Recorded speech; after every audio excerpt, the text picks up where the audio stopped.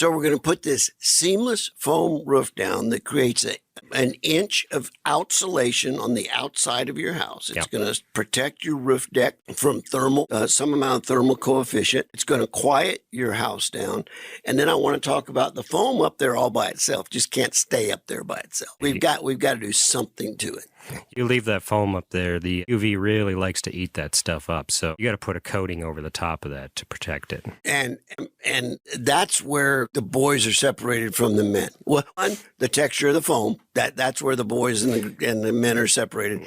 But then the coating is also so critical. Oh, the foam part, it really takes a skill to get that looking good. Like anybody could get a foam truck and learn how to do it and start spraying. They could probably get it watertight if they've got enough experience and know what to look for and when they're doing it. But to really make it look good, really get it draining, that's the difference. That's what you... And you said anybody could get a foam truck. Anybody with what, about $250,000? Well, you need some money.